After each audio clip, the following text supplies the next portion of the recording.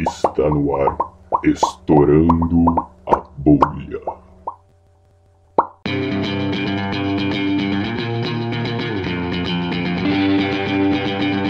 Bom dia, boa tarde, boa noite. Está no ar mais um Estourando a Bolha. Somos um grupo de estudantes do IAG, meu nome é Bob e hoje a gente vai divulgar a divulgação científica. Meu nome é Flor e a gente já viu o Pirula sensualizando aqui com a espuminha do lapela caindo na barriguinha, Foi assim, uma pegando, delícia. nem um biguinho, foi sensacional. Meu nome é Ariel e eu troquei a televisão pelo YouTube. Bom, eu sou o Pirula e vocês vão ter muito tempo pra se arrepender de ter me chamado aqui. Eu sou o Zang e eu assino os canais estranhos no YouTube. Nossa, cara.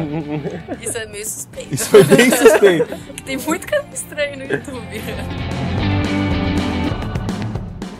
Então, pra quem não conhece, Pirula ele é biólogo, com mestrado e doutorado em zoologia e ênfase na área de paleontologia.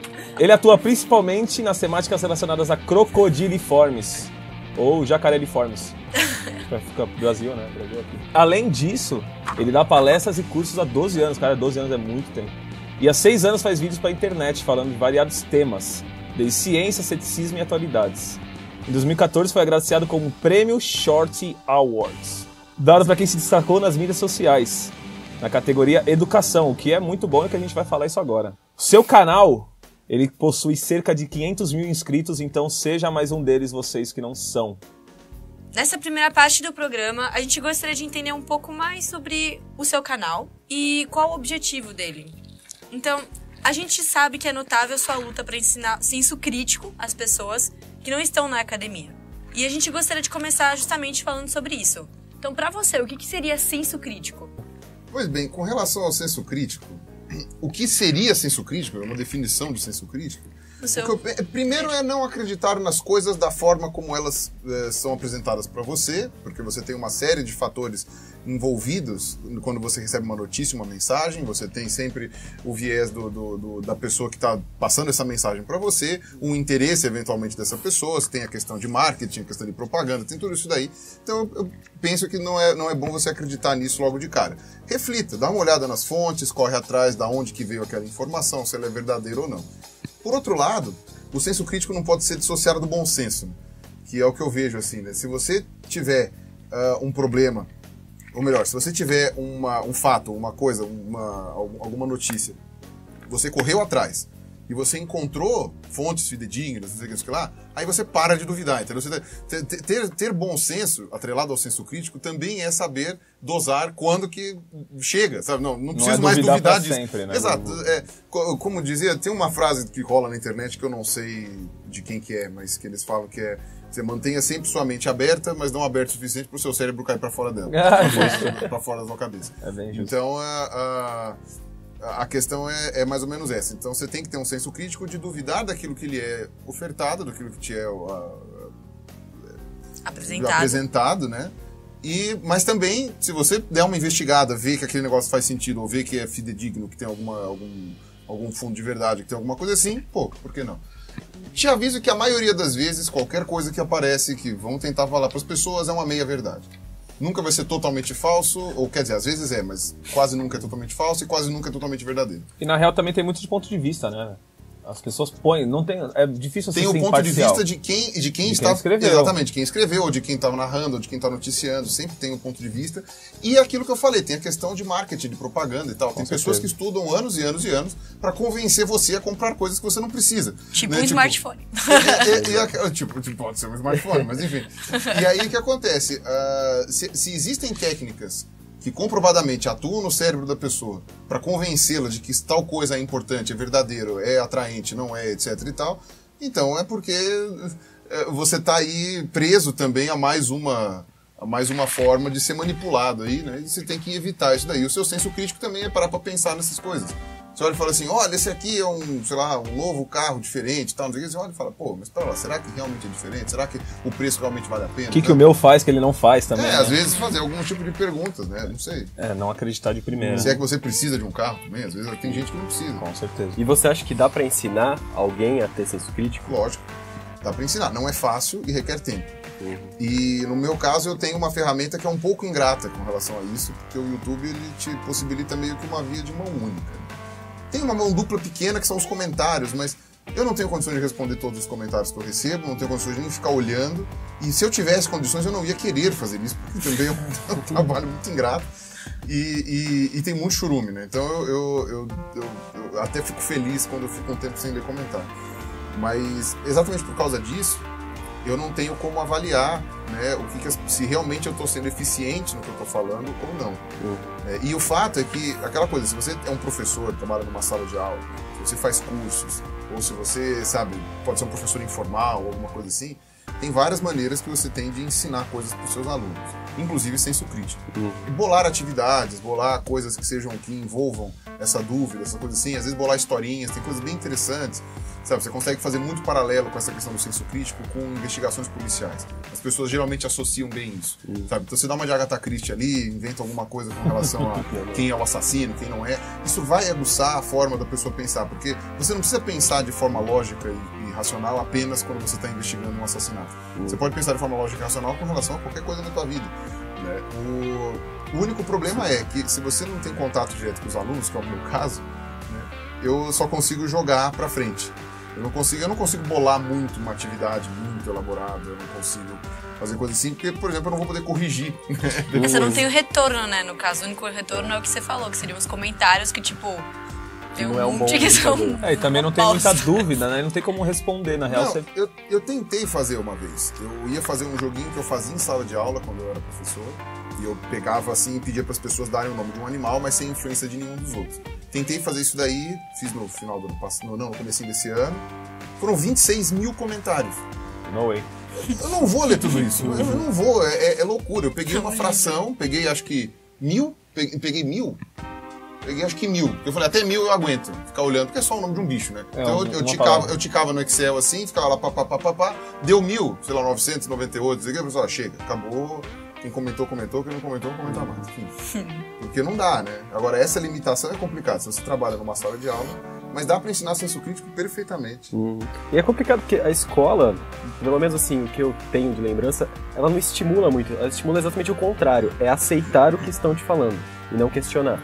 É porque pro professor é muito mais fácil. Com certeza. Se você for colocar no lugar do professor... Agora, para pensar. Isso daí é uma diferença muito grande que eu percebi quando eu dava aula presencial para quando eu comecei a dar aula no YouTube, entre aspas. Né? Dar aula presencial é dar aula para uma cacetada de gente que não tá nem um pouco afim de ouvir o que você tá falando. Pro YouTube, não. Pro YouTube, a pessoa que foi no teu vídeo foi voluntariamente lá porque ela quis. Ele clicou, né? Ok, algum amigo pode ter compartilhado, não sei o quê, mas eu poderia pular, poderia ir embora, poderia fechar o browser. A pessoa tá lá porque ela quer. Então, esse diferencial é muito grande. Porque a pessoa pode ser uma pessoa que gosta do meu trabalho, pode ser um hater, ela assistiu o vídeo porque ela quis. Na sala de aula, não. Na sala de aula, não é que o aluno te odeia. É até pior. Mas ele simplesmente não quer ouvir absolutamente nada do que você tem pra dizer. Não, ele até pode gostar de você como pessoa, mas não quer ouvir a tua aula, não tá afim. E aí você acaba tendo que ou virar um palhaço, que às vezes também pode funcionar ou não. Não tem jeito, você pode ver que quais são os lugares em que ser um palhaço funciona melhor. Cursinho. Tem que ser. Todo mundo que está no cursinho está lá por algum objetivo. Preciso passar na faculdade. Então, a maioria das pessoas que está assistindo o cursinho é como se fosse a audiência do YouTube. Eles estão lá porque eles querem. Entendeu? Então, é mais fácil pro professor. Então, ser palhaço também não é a solução. Você pode fazer uma palhaçada gigantesca numa sala de, sei lá, do quarto ano, o pessoal vai olhar e assim... E ele ri da palhaçada e depois, whatever, vamos aí. E não vai entender. Vamos pra outra E eu acredito mais em... Mas tem outra coisa também. Eu tive ensino médio, que eram professores de cursinho que fizeram um ensino médio diferente lá. E tinha professor que era palhaço e as pessoas só prestavam atenção na palhaçada e ignoravam toda a parte séria. E não entendiam qual era o contexto da palhaçada. Que também é um talento muito grande, né? É uma arte de saber fazer piada em cima de um contexto sério sem fazer as pessoas perderem o contexto. É aquele mal que o pessoal fala de propaganda também, né? Às vezes a propaganda é tão genial, você lembra da propaganda, mas você não lembra qual era o produto. Né? Então a propaganda é uma bosta, né? Porque, tipo, não cumpriu o papel dela. Não cumpriu o papel dela. Então, o problema que eu vejo, então, é que a palhaçada ela é meio que considerada como fundamental e ela não é fundamental. Você pode fazer uma atividade, por exemplo, em grupo. Eu acredito muito em interdisciplinaridade. Entendeu? Porque eu via muito essas coisas na faculdade. Né? Então, por exemplo, eu fiz biologia. Olha que bizarrice. O conhecimento biológico que unifica tudo que a gente sabe sobre biologia é evolução. Né? Não sei, na física eu sei que também tem isso daí, né? Quem é da geofísica? Você? Não, você é da geofísica. Vocês também são da geofísica? Ela é da astronomia. É da astronomia. Bom, a astronomia também funciona dessa forma, né? O pessoal a física tem o seu paradigma, que é o principal, né? Você tem a gravidade, força fraca, força forte. Você tem a gravitação universal e todas aquelas coisas assim. Então, você tem a relatividade, você tem esses parâmetros que sustentam a física. Você não vai entender a física se você não entender esses primeiros coisas. Você vai entender mecânica clássica, mas mesmo com mecânica clássica você precisa saber as outras coisas. Biologia tem evolução. Você precisa entender evolução para entender biologia. Se você não entender evolução, você não sabe o que você está fazendo lá. E na minha faculdade de biologia, eu quase não tive evolução. Mas eles já estavam pressupondo que vocês sabiam? Não, é ensinado de forma em quadradinhos, que é aquele mesmo problema que você falou, ensinado em quadrados. Então, eu estou dando aula de botânica, eu estou dando aula de fisiologia, eu estou dando aula de zoologia. Sabe, você fica tudo divididinho. Aí quando eu cheguei, eu tive aula de evolução, a aula de evolução era muito mal dada, porque o pessoal ensinava Lamarck, Darwin, Mendel. E... Não tem mais ninguém, Tem né? mais alguém? Ninguém mais pesquisou. Não, exatamente. Não. E ficava aquela coisa assim, porque, na verdade... Então, aí vem outra parte da minha história também, né? Quando eu percebi isso, eu falei, gente, tem um negócio que unifica tudo e ninguém está ensinando por esse viés. As pessoas estão ensinando de forma técnica, tipo, você aprende a identificar a plantinha, aprende a identificar o bichinho, aprende a identificar a doença, aprende não sei o quê, mas você não está entendendo biologia. Não está formando biólogo nenhum aqui, você está formando técnicos. Né? E foi aí que eu entendi, eu falei, devia ser o oposto. Você devia colocar a evolução como base, e a partir do momento que você entendeu bem a evolução, todo o resto fica fácil. Eu fui ter o meu momento eureka estudando para o mestrado. Ou seja, eu já era formado, já tinha diploma na mão, e eu não era um biólogo. A ficha caiu, sabe, de eu chegar e falar assim... Meu Deus! Caralho, mano, sabe, tipo, quando você sabe, eu falo assim, caralho, mano, saí da Matrix agora, entendeu? Sabe quando o Tetris junta aquele quadradinho sobre as 4 linhas e fala, nossa, é muito fácil, entendeu? Aí quando entendeu, eu peguei todas as minhas matérias da faculdade, dos 4 anos, e comecei a ler, sabe quando tudo começou a encaixar?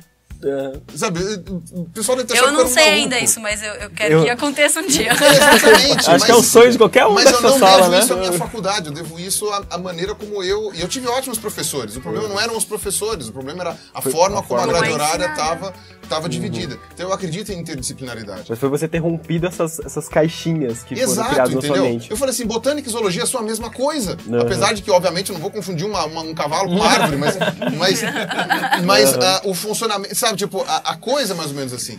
Você tem uma pincelada disso no começo e depois desaparece. Ninguém mais fala nisso. O ensino médio é a mesma coisa. Ou o ensino fundamental. Como é que você não vê que a relação que existe entre geografia, história, matemática, ciências em geral e tal... Sabe, você tem uma relação muito grande em tudo isso daí. E todo mundo separa isso, né? É irritante.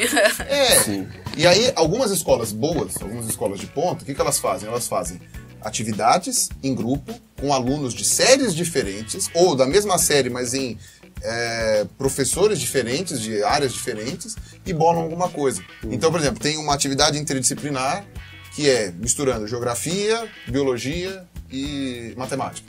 Aí uma outra atividade interdisciplinar, que é português, inglês e química. A outra, sabe?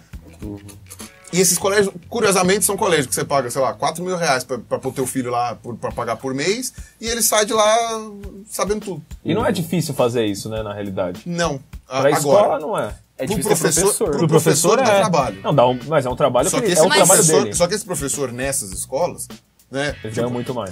O cara te dá, o seu salário é esse aqui. Por esse salário eu te planto bananeira.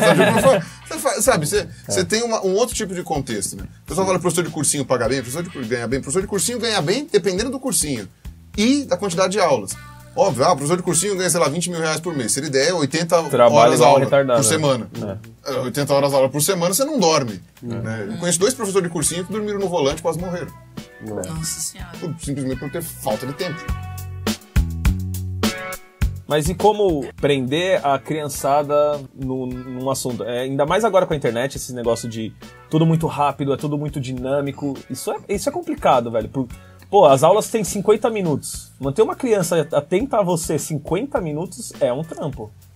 Só tem 2 maneiras de você fazer isso. Ou você dá uma aula interessante, né, que conecte a pessoa com a realidade dela, ou você vira o The Wall lá do Pink Floyd. Você fica uma coisa extremamente autoritária, quem olhar pro lado apanha. Sabe? Que era e acaba não aprendendo nada. Não, também. o método anterior funcionava nesse sentido, mas era só um decoreba. Era até, inclusive, a filosofia da época estudantil era um decoreba. Então, você, sei lá, da época, entre aspas, né? Hoje todo ainda mundo que tem pra fazer pra passar na faculdade. Sim, mas tô falando assim, né? sei lá, eu imagino que nem o meu pai, o meu avô falava, né? Meu avô falava que tinha aquela caneta, aquele quadradão de vidro de tinteiro na mesa. Você tinha aquela caneta tinteiro que você escrevia, né? Porque não tinha Bic na época.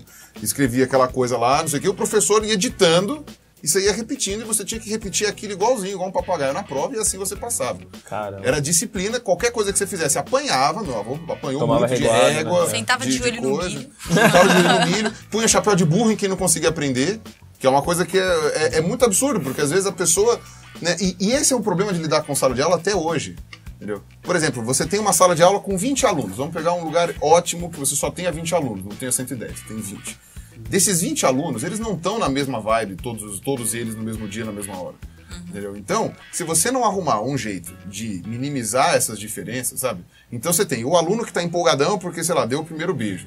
Tem a menina que tá apaixonada, não sei o quê. Tem o outro que tá preocupado com o negócio que ele vai fazer na outra semana. Tem um que passou a noite no LOL e tá caindo de sono. Tem outro que tá caindo caralho. de sono. Tem a outra menina que comprou sei lá, um negócio novo na casa dela, um sapato novo que quer usar. Né? Tem a outra que tem um problema familiar, que, sei lá, apanhou do pai e tá. Sabe? E você tem que fazer todos eles estarem, sei lá, se preocupar com. Não sei, olha, se você fizer um movimento retilíneo uniforme, não sei o que, pô, os caras. Entendeu? E são mentes diferentes. Você pode pegar a menina que gosta de história, o cara que gosta de geografia, a menina que gosta de física e fazer todos prestar atenção em português. Você fala, mano. Mas é isso que eu acho interessante, que eu acho que a pessoa também não entende, né? O pessoal fala, é óbvio, eu acho que a gente tem que ter uma revisão de conteúdo do ensino médio, do ensino fundamental. Tem coisa que a gente aprende que não é mais necessário. Como eu falei, essencialmente, todo conhecimento é válido.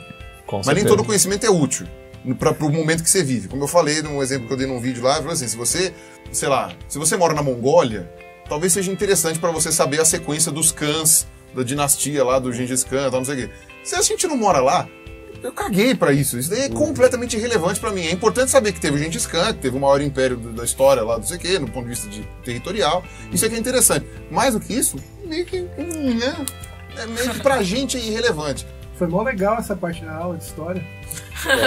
Mas isso aqui é a coisa. Às vezes é interessante uma coisa, mesmo que seja inútil. Por isso que eu tô falando, todo conhecimento é válido. Às vezes você vai querer saber sobre a questão do Gengis Khan. Eu li um livro sobre o Gengis Khan porque eu quis e eu achava super interessante. Depois o fight dos filhos dele lá, que ele teve sei lá quantos milhões de filhos, a probabilidade de 1/3 da Europa, pelo menos, ser descendente do Gengis Khan Pô, isso é uma coisa muito interessante. Agora, o terço que provavelmente sobreviveu à peste negra, que é uma coisa bem interessante também, né? Curioso.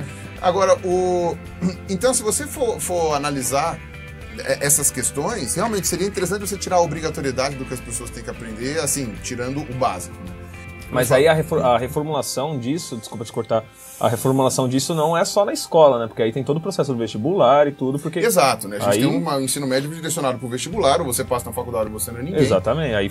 E não sei, eu acho que é uma coisa meio complicada de você gerir assim como um todo. Eu já comentei também algumas vezes, eu acho que no futuro a tendência vai ser que o papel do professor vai ser cada vez mais online, a gente vai ter cada vez mais ensino à distância, a gente vai recuperar, quer dizer, não sei que a gente vai, mas a gente deveria recuperar a parte familiar. Então, por exemplo, você tinha muito ensino familiar, né, na época, antigamente, tal, não sei o que, ensino em casa, né, tal, não sei o que. Hoje o pessoal fala muito mal do homeschooling. Eu acho que tem muitas coisas boas e ruins de você estudar em casa. A coisa boa de você estudar em casa é, obviamente, você não ter encheção de saco, você sei lá, poder criar o seu horário, alguma coisa assim. A parte ruim é você não interagir socialmente. Na verdade, essa parte ruim é boa, né? Tem pessoas que adorariam não ter que interagir socialmente. Eu lembro que teve uma época da minha vida que, tipo, acordar pra ir pra escola era a pior coisa da minha vida. Não por causa das matérias. O problema era por causa das pessoas. Eu não queria encontrar com aquele bando de filha da puta. Não quero olhar sua cara. Não, eu não queria encontrar aqueles filha da puta, entendeu? E não adianta trocar de escola. Tem filha da puta em qualquer lugar. Filha da puta sempre tem, velho. Então eu não queria isso. Mas, por outro lado, é importante você ter uma questão social. Se eu não tivesse convivido com aquelas pessoas na escola, hoje eu seria um sociopata. Então, é importante você ter esse convívio. Mas eu não acho que isso vai extinguir as escolas. Eu acho que você vai ter, não sei se você sabe como funciona o ensino à distância. né? Você tem A gente tem uma disciplina à distância, inclusive. Você grava as aulas, o professor grava as aulas. Isso é prático em vários pontos. Tem dias que você tá bem, tem dias que você tá mal. Então, eu já dei a mesma palestra várias vezes, e tem dias que eu fiquei, assim, tristíssimo de ninguém ter gravado. Porque eu falei assim, cara, hoje eu tava inspiradíssimo. Sabe quando o timing é perfeito, no momento você fluiu tudo, a galera tá toda animada, tá... Puta, é perfeito. No dia seguinte você vai repetir a mesma palestra, você não tem mais a mesma pegada, você não tem a mesma coisa. Putz, cara, não é nem que a audiência dormiu, mas você não tá mais naquela pegada, sabe? Você dormiu um pouco mal, você teve uma notícia que te chateou, você teve alguma coisa assim, você já não vai dar mais a mesma aula. Cara, o vídeo resolve esse problema tão fácil. Você grava no dia que você tá afim, você vai estar inspirado naquele dia e tá gravado. E o cara ouve no dia que ele tá afim. E você não precisa repetir isso 60 vezes por semana. Você tá lá, uma vez só, entendeu? Ah, mas o professor vai ganhar menos dinheiro. Numas. Primeiro que um vídeo vai sair mais caro. Já que o cara, ao invés de pagar 60 horas a semana, ele vai cobrar por um vídeo o equivalente a 60 aulas, alguma coisa assim. Segundo, que você não tá tirando a dúvida. Aí entra naquela parte de como a internet é incompleta. Né? A parte de você aprender na internet é muito legal porque você respeita o teu horário, você respeita a hora que você tá a fim de aprender, você pode pausar e voltar. Ah, não entendi o que ele falou, você pausa e volta. Você pode pausar pra escrever, velho. Isso, você pausa pra escrever, uma coisa que na aula você não consegue fazer. Exatamente. É muito prático. Cala a boca. É muito útil, exato. Agora, por outro lado, você não tem a avaliação e nem o reforço daquilo lá. Então, o que a escola seria? A escola seria não um lugar para você ter aulas com 40, 50 pessoas. Lugar para tirar dúvidas. Seria um lugar para tirar dúvidas, para você ter discussões, para você interagir. E você pode exigir essas discussões, essas coisas todas para passar de ano, né? Elas podem ser obrigatórias. E você consegue ter uma parte boa de uma coisa e a boa da outra, corrigindo em parte as coisas ruins que existem. Então é isso que eu falo. Eu gosto muito da parte da internet justamente por causa disso. Mas eu tô numa situação muito confortável porque, como eu falei, só assiste meus vídeos quem tá afim de ouvir. Né? Quem não tá afim, não há Cristo que faça ver.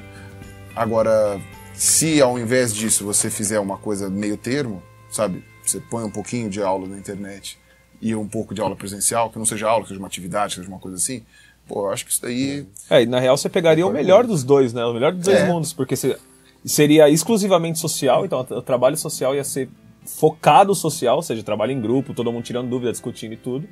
E o cara aprende a hora que ele quer. Ia ser Sim, exatamente. E pro professor também ia ser muito menos desgastante. Com certeza. Ele não ia perder tanto tempo fazendo coisas que ele tem que ficar repetindo.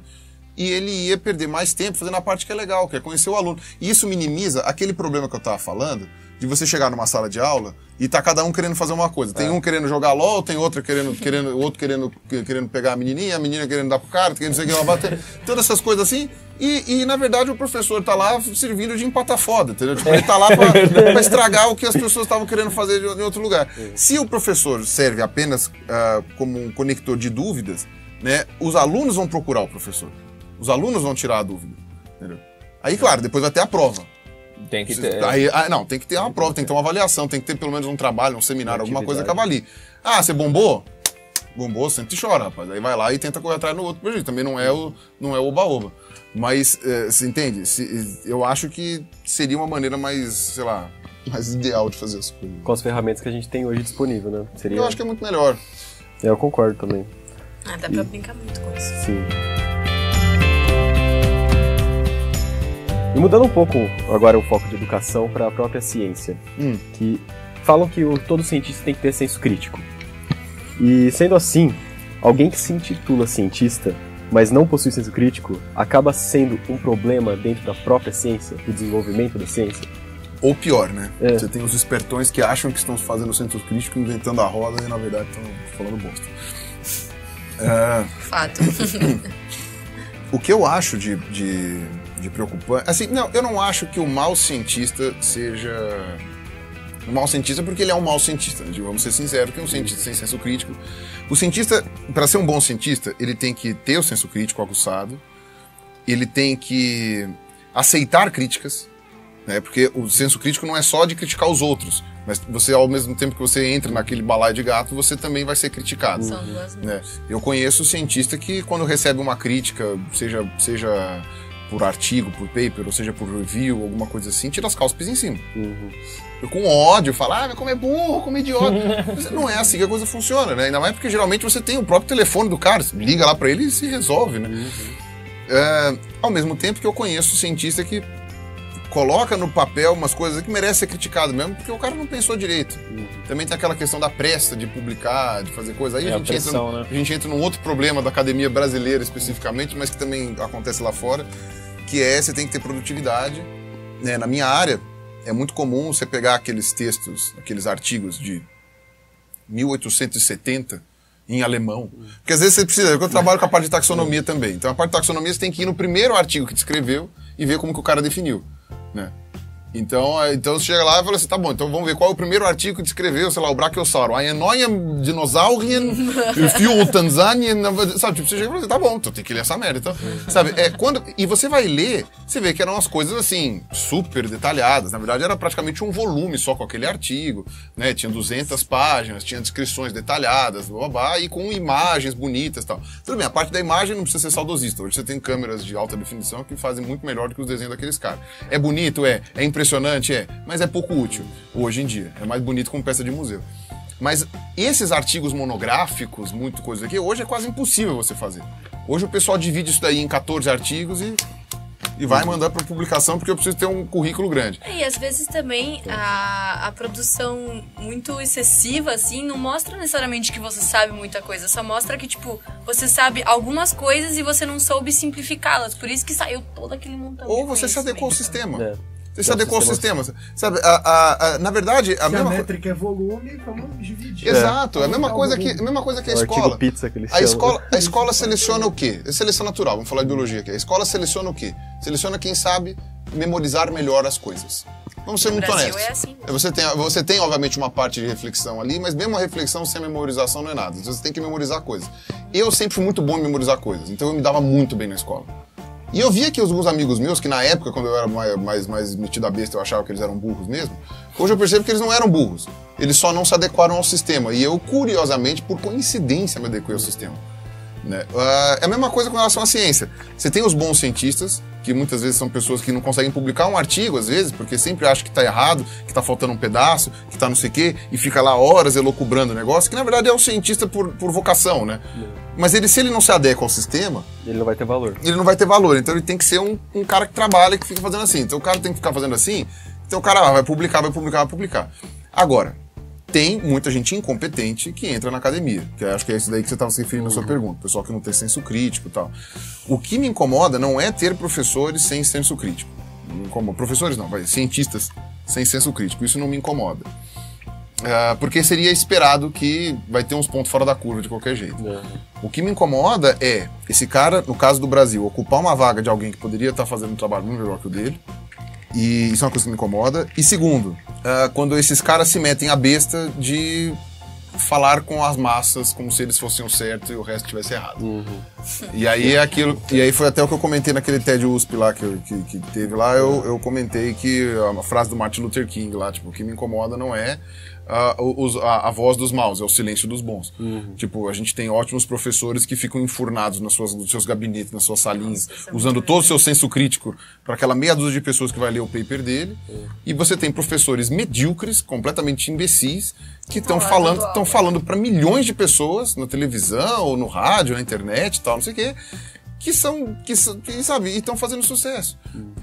Eu acho que isso é que mais me preocupa. Um outro ponto que eu vejo é que tem discussões que dentro da academia fazem todo sentido, ainda que seja um maluco que quer teimar, entendeu?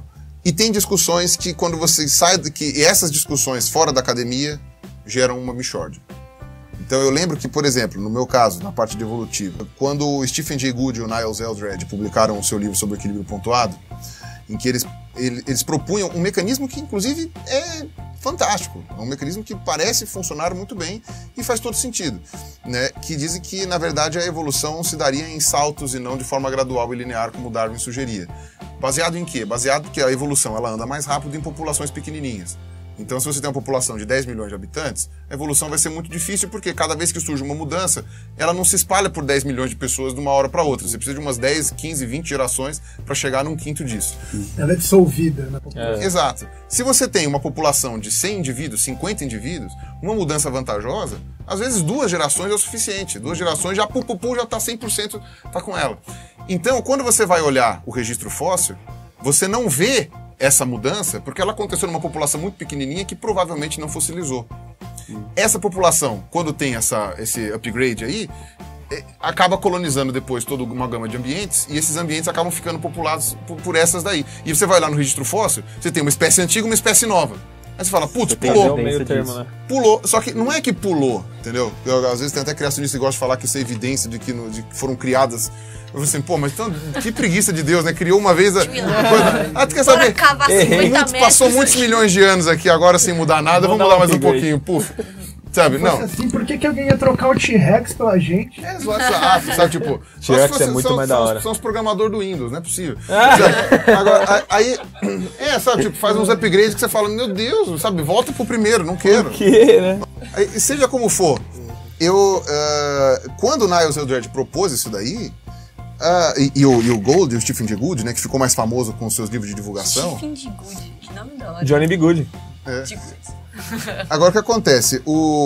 Quando eles propuseram essas ideias, dentro da academia, foi uma coisa muito legal. Era uma parte de mecanismo evolutivo que era muito interessante, que foi a paleontologia que trouxe, uma coisa muito legal.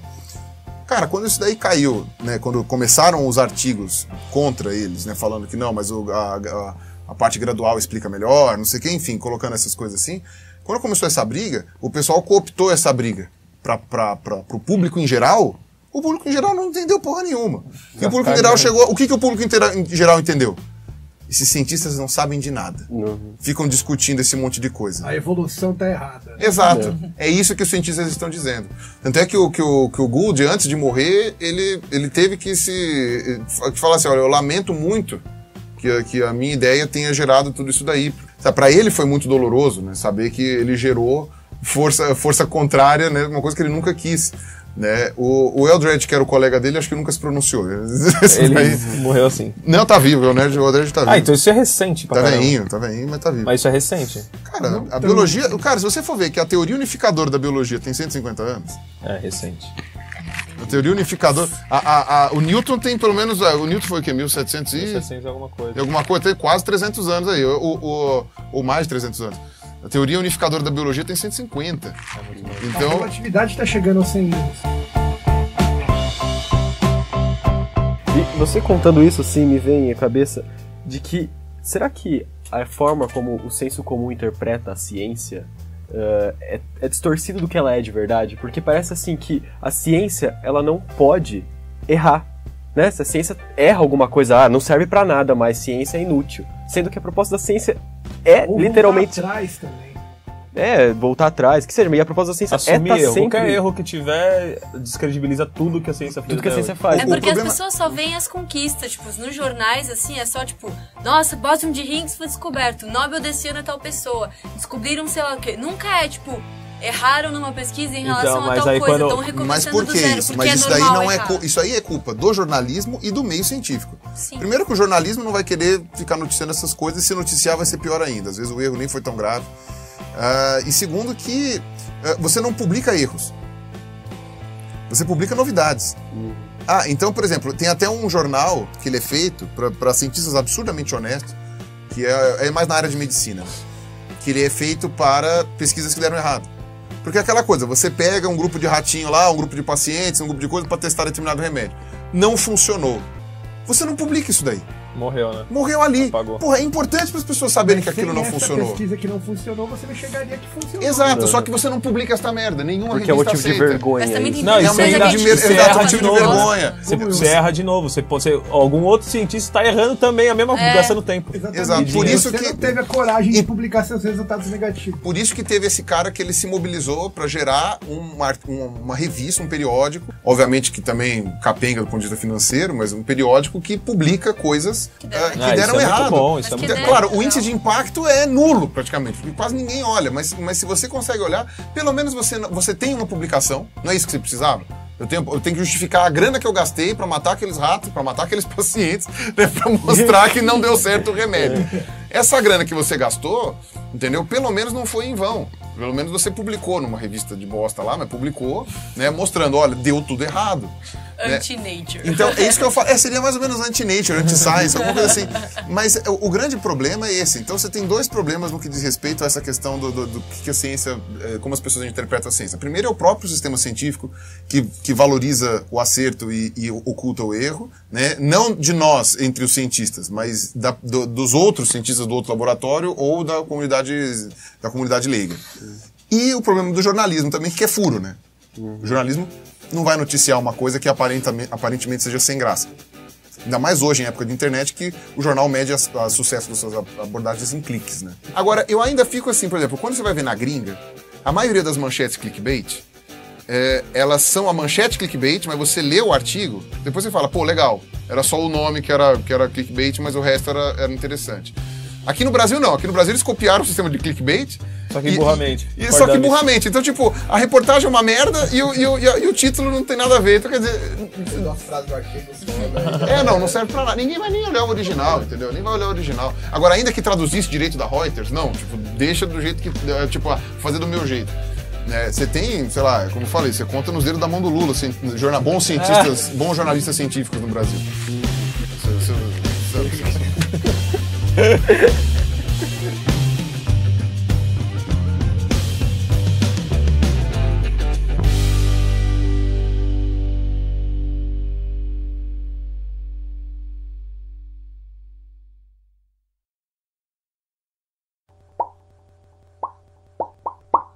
Com